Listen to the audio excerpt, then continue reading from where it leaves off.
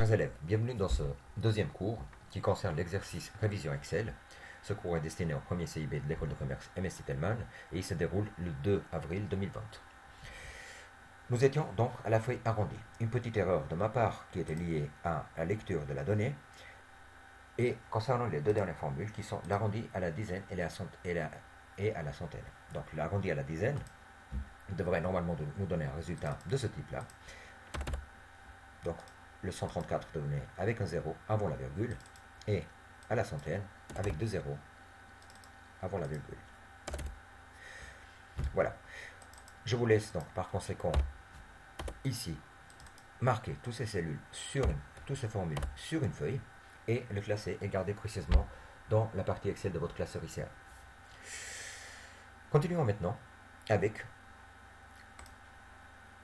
l'avant-dernière feuille qui est le théâtre. Alors, il nous demande plusieurs choses ici dans les conseils. Nous allons commencer ensemble et je vous laisserai terminer ensemble cette partie-là.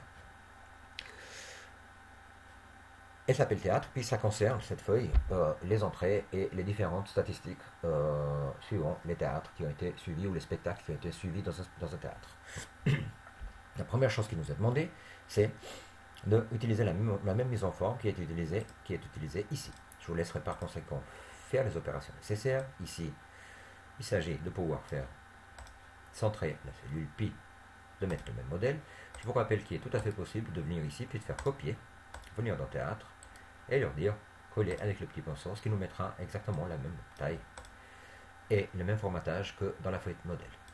Revenons dans l'autre partie, nous prenons toutes les mêmes choses, nous faisons copier, nous revenons dans l'autre feuille et nous faisons coller. D'accord? Ici, nous avons les chiffres, le formatage, tout qui a été compris. Prenons encore par la suite le reste du document, faisons copier. Nous venons dans donc théâtre et nous faisons ici par la suite.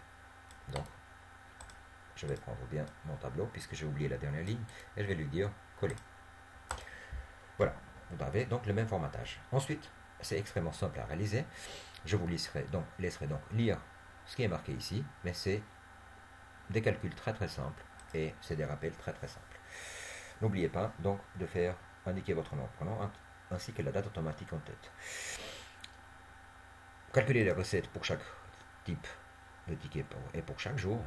Ici, recette des balcons. Je vous rappelle juste une simple chose pour les deux dernières parties, qui est mise en forme avant l'impression. Mettez votre feuille en paysage et assurez-vous qu'elle tient sur une seule page pour impression et nom et prénom dans la tête en automatique ainsi que la date.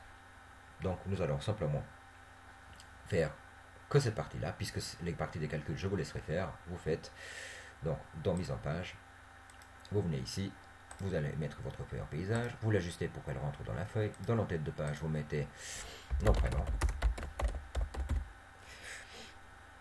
et la date automatique. Dès qu'il nous demande, si nous restons quelques secondes ici, nous voyons quelle icône correspond à quelle fonction, donc insérer la date automatique et nous faisons OK et vous pourrez même avoir un aperçu de comment va être imprimée la feuille. Il nous demande aussi une dernière chose, c'est de faire ici, donc de prendre ici cette partie-là, de sélectionner toutes ces parties-là, puis de faire une zone d'impression. Donc par conséquent, pour pouvoir faire une zone d'impression, je vous laisserai simplement aller dans l'affichage avec les sauts de page et vous pouvez prendre votre partie bleue qui se trouve au-dessus. Et là, vous n'avez que cette partie-là de la feuille qui va être imprimée, puisqu'ils nous disent que imprimer tout sauf les consignes en bas. Par conséquent, quand nous venons ici, dans la mise en page, nous regardons. Nous avons tout sauf les consignes en bas. Voilà, chers élèves. Cette deuxième partie d'exercice de révision Excel simple est terminée.